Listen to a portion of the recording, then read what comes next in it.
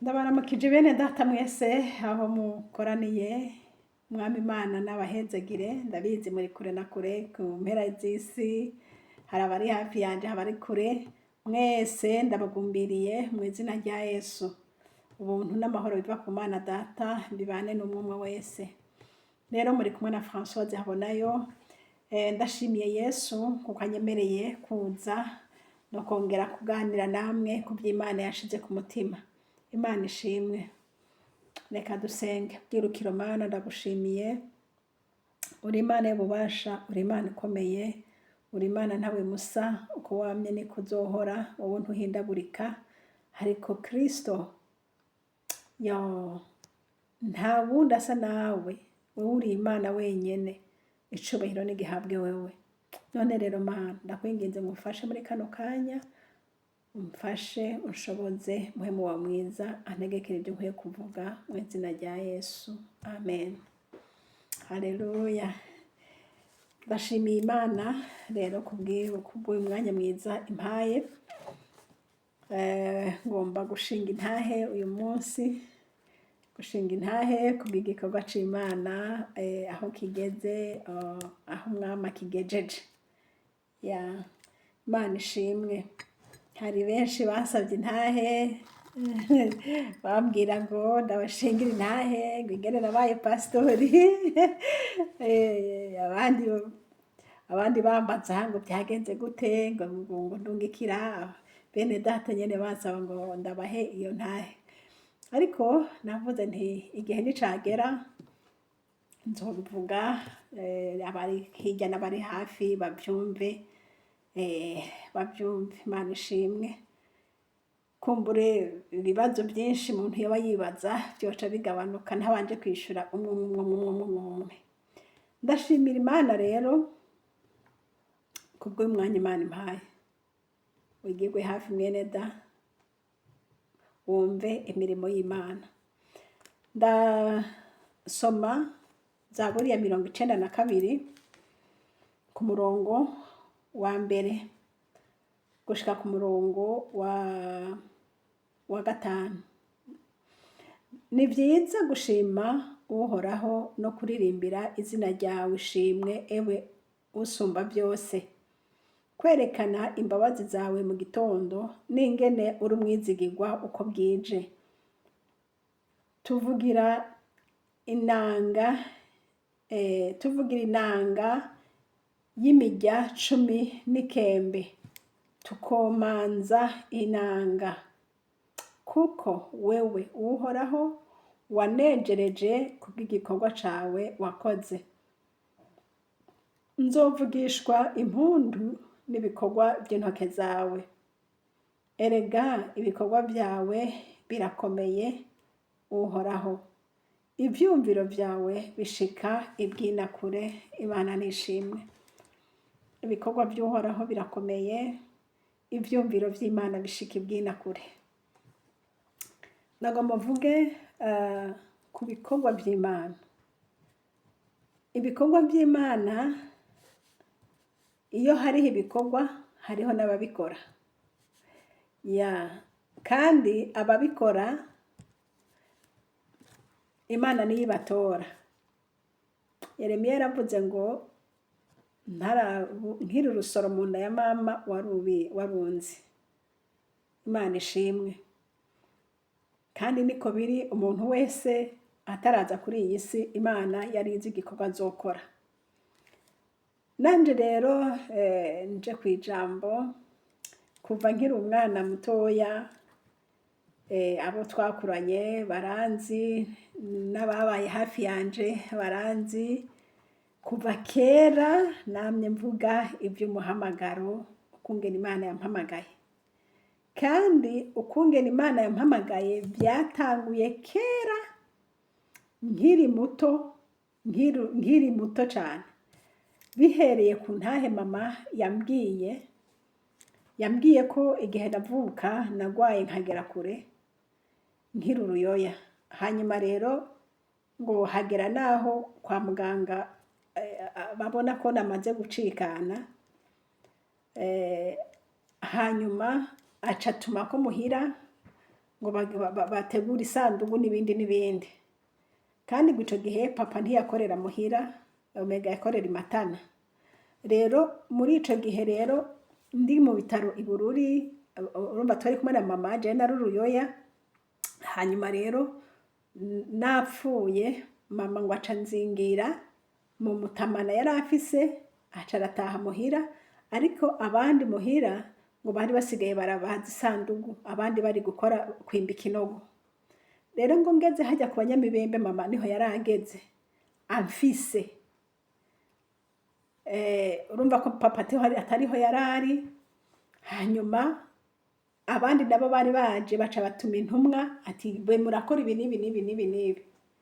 Hanyuma rero niho ngo ageze hajya ku Banyamibembe ngo aca yumva ndasamuye ngo yahatswe no kunterera hasi kubera igihumura. Ngo aca aravuga ngo yo ngo mana yanje ngo uyu mwana si uwanje ariko ni uwawe. Uko niko yambwiye iryo jambo gusa. Urumva yarivuze nabo ntiyari bwanakizwe, ntiyari bwanakizwe ico gihe, kuko yagiye gukizwa mu nyuma, yagiye kwihana mu nyuma. Ariko ico gihe rero yavuze iryo jambo ti uyu mwana si uwanje ariko ni uwawe. Nagomba gusa mpereye ngaho kugira ngo mumenye, kuko hariho abantu bamwe bavuka barabatanze kwa Satani, abandi bakaba, ariko jeho navutse maze kunduruyoya mama antanga ku Mana, aravugira ijambo ngo uyu mwana si uwanje ariko ni uwawe. Imana nishimwe. Koko Imana yarerekanye yuko yanyakiriye nkaba uwayo koko, kuko guhera mu bwana bwanje nubwo naba mu nzu y'abantu batizeye batihanye, murazi abantu batizeye ko baba bakoresha ibintu nyene byo kurondera imiti y'ikirundi, kuja mu bapfumu n'ibindi. Ariko aho uwo muryango nyene niwo navukiyemwo. Imana nishimwe. Hageze maze kugira nk'imyaka indwi itarashika, kuko indwi niyo twatangura namwo mu wa mbere, ariko ntaratangura kuja mu wa mbere. Ariko nyene nibaza ko nari mfise ngira ngo nk'imyaka 6-5 gutyo, niho nakira agakiza. Ariko nkunze gutanga ropere ko noba nakijijwe mu myaka y'indwi, nko mu gihe umwaka w'indwi ngereranije n'igihe naja mu wa mbere. Ariko nagiye mu wa mbere mu vy'ukuri nza naramenya Imana ishimwe. Ushobora kwiyumvira uti none byagenze gute muri ico gihe, kandi iwanyu ko batari bakijijwe byagenze gute? Naho nagomba kuvuga nti Imana yaragushatse irakuronka. Imana nihabwa icubahiro. Muri ico gihe rero ndi umwana mutoya, niho numvise ijwi rimbwira, kwa kundi umuntu arota bisanzwe, arambwira ati mwana urashaka koga? Nanje ca navuga nti egome, kuko numva umenga mfise inyota yo koga. Hanyuma ariko jewe ico gihe navuga gutyo, numva umenga ngomba koga ku mutima. Hanyuma rero mbona uwo muntu acaranjana antereka mu ruzi mu kiyaga hagati. Nca rero ndinyukura y'amazi, ndinyukura numva nyene ngomba yuko y'amazi yonshika ku mutima. Ariko y'amazi naguma numva agarukira ku mubiri gusa. Ntangura kwiyumvira nti kumbure noyanywa ngira ngo yoshika ku mutima. Urumva ko nta jambo ry'Imana narinzi, nta n'abarimbwira. Urumva muhiri wacu nta eka. Hanyuma iyo nyota ncamva mu mazi, mfise iyo inyota nyinshi yuko nifuza aya mazi ashobora gutuma umuntu akira ku mutima. Sinumva ayo mazi noshobora kunywa, canke sinumva ico kintu noshobora gukora kugira ngo umutima ibyo bintu numva bindemereye, canke ibyo bintu numva nkeneye koga bimveko. Yesu nashimwe. Ndashimira Imana abantu bavuga ubutumwa. hariho abantu bakunda bakagenda mu mihana canke bakagenda mu bikorane canke bagenda baravuga ubutumwa. Imana ishimwe kandi ishimwe kuri mwene data inshuti yacu yitwa Ndayiziga Nathan. Imana y'ububasha imuhezagire ahari hose, ndabizi ntaha azoyumva. Yaje muhiri wacu aje mu gikorane Kiremba kandi yaravuye mu Rutana. Hanyuma ashitse iwacu rero niho azanye agatabo. Ako gatabo rero niho mu nyuma yakazana akazanye rero ako gatabo kari aka murakabona kanditse mu rurimi rw'igiswedwa ariko nakanyene batraduje kari mu Kirundi. Mu Kirundi kakitwa ngo woba warumvise. Aha naho mu giswedwa handitse ngo skule du vilja lära känna Gud personligen. Ngo urashaka kumenya Imana personnellement muri wewe, urabishaka. Ariko mu Kirundi kari kanditse ngo woba warumvise. Nagomba rero ndababwire aka gatabo umuntu w'Imana yasize muhira niko kagiye kumfasha mu gihe naza namenye gusoma, niko kamfashije igihe nihana. Ariko ya nzozi nababwire yo kuja mu mazi niki nayimenye imbere.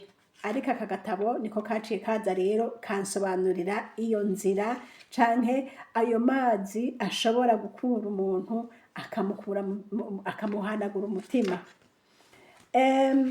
Aka gatabo rero karanyigishije cane kumenya ngo hagati y'umuntu n'Imana hariho urugabure runiniya cane.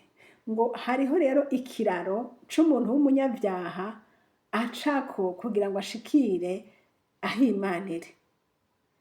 Uko nagasoma aka gatabo numva vyiyandika mu mutima nti none iyo nzira niyihe, none aho hantu ni hehe. Nshishikaye gusoma kano gatabo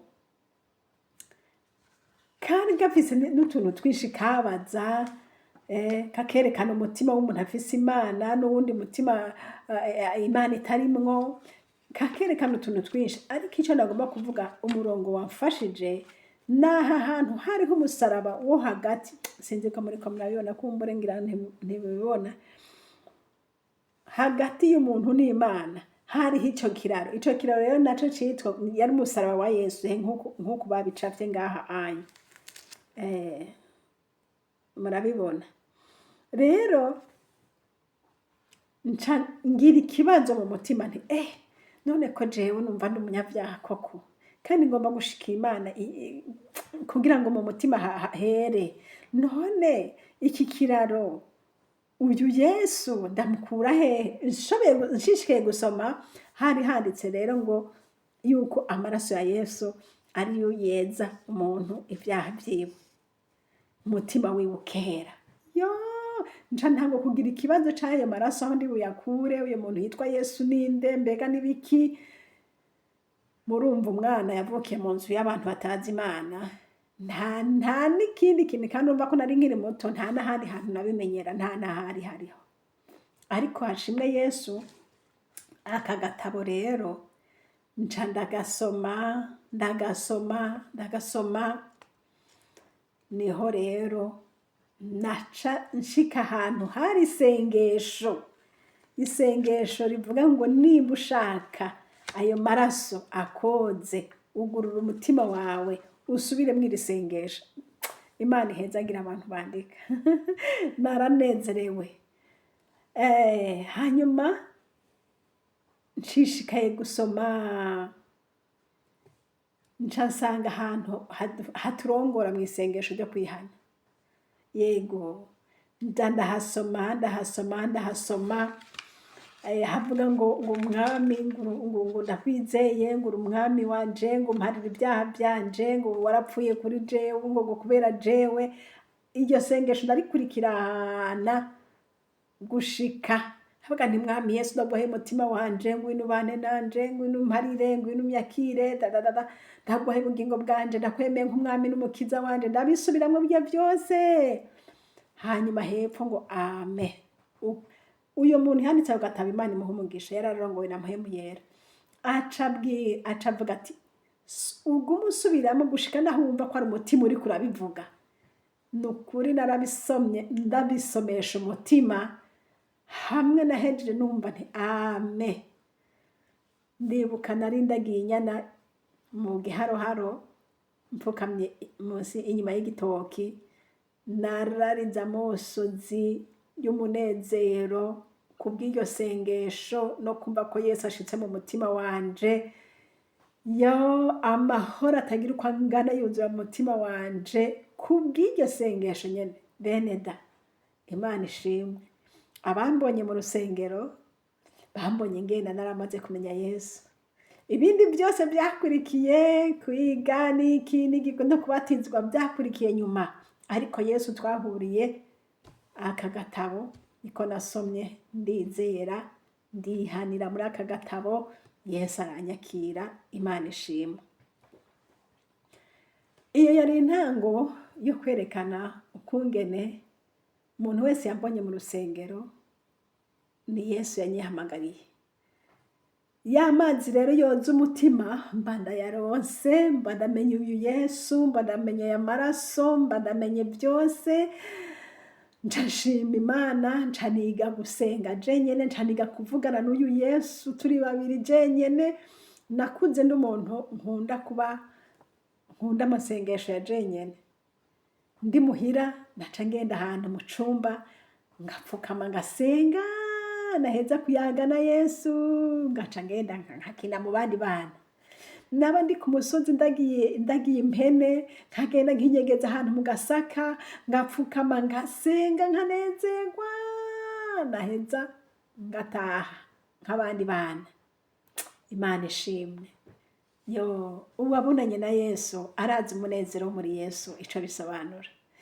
Yesu agenda nkomeza, agenda nyigisha kwizera, agenda nyigisha kwihana, agenda nyigisha ibintu byose, agenda nyigisha.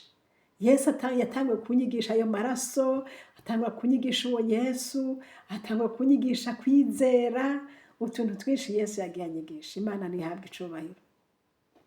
Ubundi munsi nari mfukamye, numva ijwi rimbwa ngo nguyu mwana wanje nkunda kandi akampimbara. Numvise ijwi rimbarira ngo soma aha naha, rimbwira umurongo wo muri Bibiliya nsoma. Nca ndagenda naronda, nari mfise agasezerano gatoyi, kakari kagasezerano ka bleu.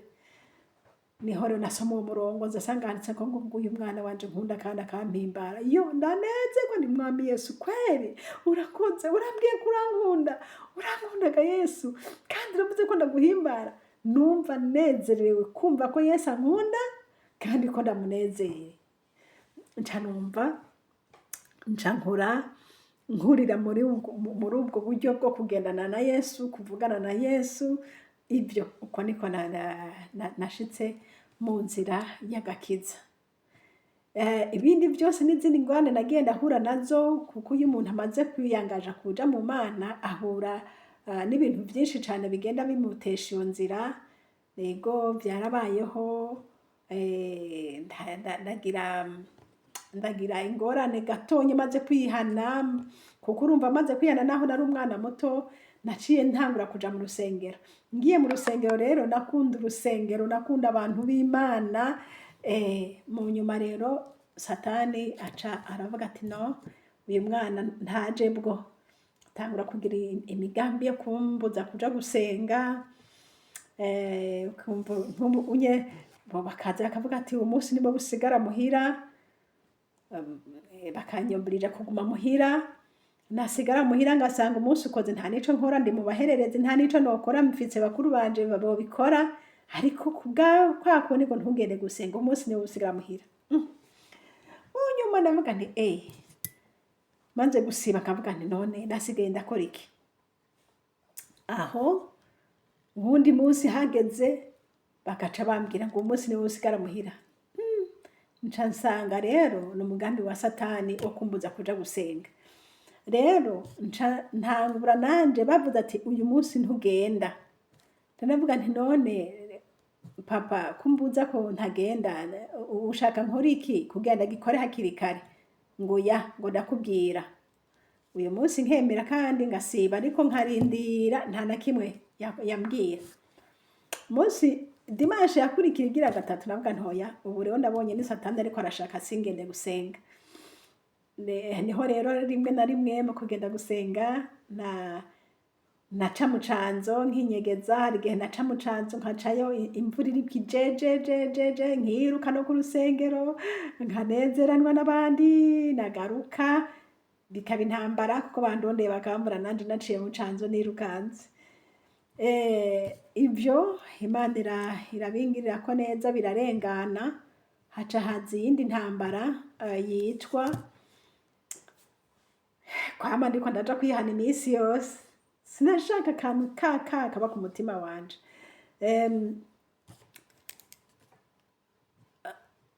Umuntu burya kwama umuntu yihana ni vyiza, kuba ufise umutima wamo wihana ni vyiza, ariko kandi no kwihangana navyo bifise ikimazi, kuko nararavye nkama nihangana ariko uwundi munsi bikananira, uwundi munsi ngasanga natukanye, uwundi munsi ngasanga nashavuriye umuntu, uwundi munsi ngasanga uko ijambo ry'Imana ngiye mu rusengero bakavuga icaha ngasanga ndagifise naca mpaguruka nkihana. Rero uwundi munsi ndavuga nti none ntibishoboka, none abantu bama babona nama mpaguruka uko bigishije bavuga ngo nacumuye iki, ibyo bintu je nama data wanje mfise bidahera n'ibiki. Niho rero maze kugira imigambi mu mutima nti no ubu trose ntibishoboka kuno kwama ndiko ndahaguruka iminsi yose nkaho womenga jewe namana ivyaha. Niho rero maze kugira imigambi mu mutima nti ubu ngomba niga ikintu bita kwihangana. Rero umunsi umwe nari narayibashingiye iyo ntahe, hari ukuntu nyene satani amaze kubona ko wihanye aca kurondera mw'ijoro. Umuvyeyi papa akazana inzoga akabaha bose, nanje ashikiye nkaraba hasi, ko nari mu bahererezi umva ntawe wavuga, nkaraba hasi. Hari igihe nyene vyashika nkanywa kugira ndamwereke muga nkagenda ngacira hanze ntabimenye, uwundi munsi nkanywa ariko akaguma nderetse ijisho nkaruhuka namize. Aho hose niho haca hashika dimanche nkaca nirukanga kwihana. Mundi munsi niho naciye mvuga nti no ubu unahaza akambwira ndamubwira ntibishoboka, araza arambwira araduha twese nkuko yamenyereye kuduha. Hanyuma rero nandi caravuga nti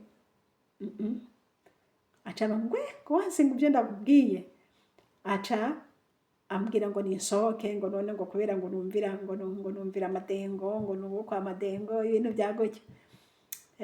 Umuvyeyi wacu Imana imuhezagire. Hanyuma avuze ngo sindamwumvira, ngo none ngo jewe sinduwiwe, ngo nduwo kwa pasiteri Madengo. Rero aca aransohora mw'ijoro ngo ubu nyene ngo mvire mu bana ngo have. Nca ndasohoka, sohotse mw'ijoro kuko nari namaze kumaramaza. Bene data ndiko ndavuga iki kintu kugira ngo nawe wige kumaramaza. Hariho ahantu utazoshika igihe uzoba utaramaramaza ngo wemere gupfana na Kristo. Nanje nca ndavuga nti Mwami Yesu, naravuze nti ubu sinzongera, ari ugupfana nawe nzopfana nawe. Niho rero uwo munsi mw'ijoro aca aransohora, ndasohoka ndaja imbere y'inzu mw'ijoro ku kwezi, ndavuga Mana ndimviye none ndagenda hehe, ariko uko bimeze kose namba anyibukana nkaja mu mwonga, namba girane Yesu ndazi ko tujana. Niho rero haheze umwanya yaca agaruka asanga negamiye imbere y'umuryango, aca arambwira ati mwana burya ndabonye mu bana bose ni wowe mfise. Aca avuga ngo subira ngo winjira ngo kandi guhera uyu munsi sinzongera kukugoza inzoga. Ndavuga nti Yesu urakoze. Beneda nca mbona intsinzi gutyo. Dimanche hagera nkumva yuko nta caha kinyagira mu mutima, ntabwo arakura gutyo, bamwe bahora bantuka nkabasubiza, eka Imana igenda imfasha, Imana igenda imfasha gufata umwanzuro, gufata decision yo kutongera kwiyanduza mu kintu na kimwe. Kandi nafashijwe na wa murongo Daniyeli yavuze ngo yanka kwiyandurisha ibyo kurya by'umwami. Iyo decision Daniyeli yakoze niyo nanje navuze nti none Daniyeli wewe ntiyanse ntinanje kugira ngo nkorere Imana canke nkurikire Imana, hariho ibyo mbwiza kwanka kandi nkavanura navyo. Niba ari ugukubitwa ngakubitwa, niba ari ugutuka nkabyemera, mugabo singume nigwanirira nkaho umenga ngomba kuguma mu caha kugira ngo ngumane comfort nari mfise. Imana rero ingirira neza, inshuti zanje bene data, ushobora kuba nawe uri kuraca mu bintu bikomeye nk'ibyo, ariko nakubwira nti muri Yesu ubwiza kwerekana aho uhagaze. Ari ugutugwa baguhora ukugororoka, emera. Naho nyene niyo nzira ntushaka gukwepa, kuko ntiwoguma ukora ivyaha kugira ngo unezereze abandi. Oya, rero ndashima Yesu, uko niko vyangendeye. Yesu angirira neza, nkurira mu nzu y'Imana, muravyumva, kuva ubwo sinasuye gusiba mu ngoro y'Imana, ntibasuye no kuvuga ngo sigara aha. Oya, Imana ikaba iba iranyugururiye iryo joro. Imana yaranyugururiye ibintu byinshi, inyugurira ko badasubira kumpa inzoga, inyugurira ko badasubira kunsibya gusenga, ibintu ncanumva nyene Yesu arakoze. Ndavuga nti bwa bundi bwose nije nari naritebeje kudashingira intahe Yesu, kudashingira intahe Yesu ngo uri kurinyegeza, ngo uri kuragira gute. None rero bene data, ndashimira Imana kuvyo nabonye ikora. Aho yari intango ngombye kubashingira intahe uko ninjiye mu gakiza, uko Yesu twabanye kuva nkiri umwana mutoya, uko nagiye ndamubona mu bintu byinshi. Rero nakuze rero ndi umwana nkunda gusenga. Gusenga niyo yari indya yanje. Gusenga, narakunda gusenga cane. Nibyo byankujije mbese ahari abantu basenga baba bagenzi banje, ntushaka ubukuze ukungana kose ariko ukunda gusenga, waca winjira mu mutima wabo nkunda. No muhisi pasiteri yitambukiye yari umugenzi wanje, nabo twarasengana kenshi, kandi ndi umwana muto nawe akuze. Ariko Imana ihabwa icubahiro kuko yaraduforomye muri byinshi. Yesu nashimwe. Iri jambo ngo kuko wewe uhoraho wanejereje kubw'igikorwa cawe wakoze, nzovugishwa impundu n'ibikorwa by'intoke zawe. Erega ibikorwa byawe birakomeye uhoraho, ivyumviro vyawe bishika ibwina kure. Imana ishimwe. Ivyumviro Imana idufise ko ni byinshi kandi bishika ibwina kure. Kumbure ikindi gihe Yesu niyangirira neza, nzogenda ndasubiramwo intahe, kuko ndabizi intahe zanje nazishize ku muco wera, abantu benshi barazimenye. Ariko kandi nibyaba ngombwa nzoza ndabisubiramwo kubwo gushingira intahe Yesu. Imana ishimwe. Kuva ubwo rero murumva ko nari ndi umwana mutoyi, mu myaka mitoya cane yo muri primaire, kuri gukunda gusenga rero gutangura kunkundisha. Numva umwanya wose wa recreation ndonse turi ku ishuri, n'abafise ka Bibiliya gatoyi ka Nouveau Testament, hari muri recreation abandi bagiye gukina, jewe ndose umwanya wo kongera gufeyeta no kuraba ijambo uhora hari bumpe, ngasengera ku mutima umwami akampa ijambo agahezagirwa mwami. Aho ndi hose n'abandiko ndasenga. Saa sita abandi bagiye kurya, bene data muranyibuka, nabo twari kumwe, twaca tugenda mu rusengero aho Ikiremba, twarasengeye saa sita, abandi bana batashe kurya, jewe indya zanje zari mu rusengero. Tuca twama dukoranira mu rusengero saa sita, hageze saa munani tugasubira ku ishuri. Ntitwagiye kurya, twari mu rusengero. N'abandi na groupe y'abana, kuko naciye ngira groupe y'abana twasengana, nibo twakorana ico gikorwa. Imana ishimwe. Kandi tutaraja mu rusengero, twahora dukanira ahantu mu gashamba mu Nyangwe, kuko nyene ntibari bwa batwemerere ko twokwandira mu rusengero. Twatanguye gukwandira mu Nyangwe saa sita, tukagenda abandi batashe kurya. Hariho umwana yitwa aba muri Australia yitwa Lydia, Inarukundo Lydia, yabiburimbi, n'abandi nyene n'abandi baha Ikiremba hafi. Abatashoboye gutaha twaca tusigarana, tugaca tugenda tugasengera mu Nyangwe, tukugurura akabibiriya tugasenga tugacungana nuko hageze gusubira mu ishuri, tugaca dusubira mu ishuri.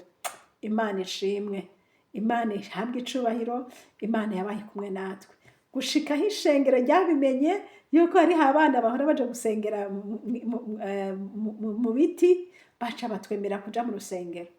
Tugiye mu rusengero rero vyari bitangaje kubona abana bama batonda saa sita badafise umuntu aza kubigisha akuze, ariko uwundi munsi baratwibundira kugira ngo barabe ibyo bintu dukora ibyo ari byo. Bene data, Imana yaguhamagaye iba yaguhamagaye nyene. Twarakorana, hari n'uyundi mwene data yatashe yitwa Manirambona Noadia ugaha Ikiremba, onye kwa Rutega aho Ikiremba murahazi, nawe ujya twari kumwe n'abandi ntibuka amazina yabo. Yesu mwami, tushitse mu rusengero, muri twebwe haba harimo umwigisha agasoma ijambo, ubundi agasoma ijambo, hanyuma tugasenga turi abo bana ata wundi muntu ari hagati yacu akuze.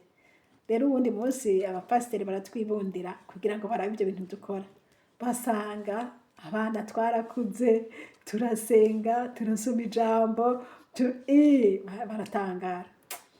Hari ijambo ry'Imana nibuka twasomye ico gihe ijambo rivuga ngo turondere ibiri hejuru iyo Kristo ari. Haleluya! Ngo turondere ibiri hejuru iyo Kristo ari. Nika twama dukunda iryo jambo ngo turondere ibiri hejuru iyo umwami wacu ari. Imana ishimwe. Irindi jambo ryatunezera cane ngo twehe iwacu ni mwijuru, ngo niho twiteze ko umukiza wacu azova. Rero twabaho nk'abazi ko turi mw'isi mugabo dufise ubundi bwami tubamwo, kandi ibyo twarabigwanira kugira ngo ubwo bwami bugume butwizeye ko turi abana b'ubwami. Uko niko twakoze bene data, nshuti zanje, muri primaire tuyiheza uko gushika naho twuzuye mpwemu yera. Twari dufise inyota yo kuzura mpwemu yera. Mana we, Imana iratubatiriza muri mpwemu yera, ariko ico bikoze ntiyatubatirije hamwe kwa kundi intumwa zari zimeze ngo twari dupfukamye hama mpwemu irarururuka. Oya, ahubwo Imana yagiye irabatiriza umwe ku giti ciwe. Rero tucatumara igihe dushinga intahe. Mwene data Doreta arabizi, yatwigisha mu y'igitondo, twamaze iminsi dushinga intahe. Imana ishimwe. Rero nagomba kuvuga iki? Nagomba kuvuga ukuntu Imana ihamagara, kandi igahamagara ihereye kure, igahamagara nk'uko yabigabiye, itabitewe nuko ugororotse, itabitewe nuko wowe uva mu muryango w'abantu b'Imana, ata kindi kibiteye, ariko ibitewe nuko yabigabiye. Imana ishimwe uko yabigabiye. Rero kuva ico gihe ndi umwana muto rero ntangura kumva umuhamagaro. Imana ikakomeza kuvugana nanje yuko nzoba umukozi wayo, yuko igomba ko ndayikorera. Mugabo abanzi kera murabizi yuko nta rindi jambo ryarimwo yari gukorera Imana. Namamwo ijambo umuhamagaro, nkama ndiko ndabivuga niyamanaje Imana yarampamagaye. Abandi bati mbega uyu mwana mbega uyu mwana ibyo avuga nibiki? Ntivyari bisobanutse. Narabashingiye intahe canke nzonayisubiramwo n'igihe haba igikorane mu Kayogoro, ijwi ry'Imana rikansanga. Ko nababwiye ko Imana yakomeje kuguma ivugana nanje, ijwi ry'Imana rikansanga rikambwira iti aho baza guhamagara abaza gusengerwa kuba abakozi b'Imana uze guhaguruka. Ivyo nabibonye mu nzozi ndyamye, ndavuga nti Imana, birashoboka jewe umwana w'umukobwa nohaguruka gute? nikanguye niho navuze nti no ntibishoboka. Mu gikorane n'ingene haba hari abantu benshi, ariko Imana yavuze ati bahamagara uca uhaguruka nawe ugende bagusengere. Niho rero natinya, ariko ncamvuga nti Imana ntiwanka ko tugusaba ikimenyetso, niba ni wowe wabivuze nanje aho nza kuba nicaye mu gikorane uze guhagurutsa uwundi muntu abivuge muri voix audible, ndabyumve abivuge abyatagure, hama nimvyumva ndaza guhaguruka nzakumya ko ari wewe uvuze. Mugabo ico kimenyetso ntakibona, oya mbabarire singabye niko sinza kugenda. Niho rero bahamagara abafise umuhamagaro, urumva je sinamamenya ni programa bageze ko niyi. Uwo munsi rero mbona mu gikorane bahamagara abafise umuhamagaro, mbona abantu benshi baragiye, kandi nkabona haguma hagenda abagabo, abandi bagenda biruka, abandi bakagenda baravugishwa bagenda hari imbere gupfukamayo. Hanyuma rero nanje ntiyebaba we, ubundi mutima kwa urukagenda ntibishoboka ntibibaho. Mana nti ibyo nakubwiye wabyumvise, ca kimenyetso ntakibonye ntibikunda. Nayo Imana ikora nk'Imana, abantu baragenda bari hamwe bicaye bose batuje nyene, bambe bashitse hari imbere bagomba batangure kubasengera. Yo nzanumva umuntu iruhande yanje n'ijwi rinini aravuga mu ndimi we, aje avuga ngo haguruka genda, ngo ntaco utinya, ni jewe nabikubwiye, nzobana nawe ibiki n'ibiki. Yes, yo ncane unama ncanavuga nti aho rero Yesu niba nashaka urakoze, amen. Candagenda namwe mwiyumvire bene da, kubona abantu bose bamaze gushagaza hariya, bamaze kwicara, bakaza babona akana k'agakobwa dogi karagiye, camwibaza. Kandi ico ngihumenga nari niga mu sinibuka nuko nawe mu w'indwi canke mu w'umunani, baca babona ndagiye n'agakanzu kanje kera ndakabona nshitseyo, kubera yuko bamwe bari bapfukamye mugabo bajya basengera abantu babo ntibaba bahumirije, kuko ntibari bwatangure gusenga. Niho baca bambona, babona akana k'agakobwa karaje karapfukamye baca bazi. Niho rero baca baza, uwumbonye yatanguye kumbona acaraza arunama arambwira ati mwana, aha siho bapfukama, abafise ibyaha bapfukama muri kiriya kibanza, niho babateguriye, aha n'abantu bafise umuhamagaro wo gukorera Imana. Nanje ngaca ndamwisha nti nyakubahwa pasiteri, ibyaha naravyihanye, rero aha mfise umuhamagaro wo gukorera Imana. Agatangara. Urumva nta kundi yabivuga, none we mwishuye gutyo yo kubara iki kindi. Aca arahora agaca ndeka. Bagasenga, batanga gusenga rero, ariko barabasengera, sinzi uwundi ambonye akibaza ngo ngira ngo abandi ntibambonye, aca aramenera araza naho ndi, aca arambwira ngo mwana ngo wapfukamye hatariho, ngo naho basengera abakozi b'Imana, ngo abafise ibyaha ngo bapfukama hariya. Nanje ngaca ndamwishira kwa kumenya kubaho pasiteri, ibyaha narabyihanye, jewe mfise umuhamagaro wo gukorera Imana. Agaca bandeka. Kandi mwumve bene da, bava aho hantu nari mfukamye, hariho uwundi mugore yari apfukamye imbere yanje gato, yari ahetse umwana, bava iwanje bagaca bagenda iwiwe, ahandi naho bakava iwe, ukabona nyene umuntu arambonye, wumbonye nyene niwe yacaza kumvugisha. Ariko Imana nibahenzagire, maze kubishura gutyo nta kindi bamvugishije, urumva nta kubari kugenza, baca baradusengera. Rero kuko ntarinzi ikindi, sinarinzi etape yindi kurikira sinarinzi ngo mbega biragenda gute. Neka rero ncamba ngaho mu Kayogoro, nico gituma Kayogoro ndahakunda, n'abanyakayogoro ndabakunda kwe. Naho emwe twahaboneye umugisha w'Imana, kandi Yesu nahabwa icubahiro, twahaboneye ibyiza byinshi. Rero Kristo Yesu ahabwa icubahiro, amen.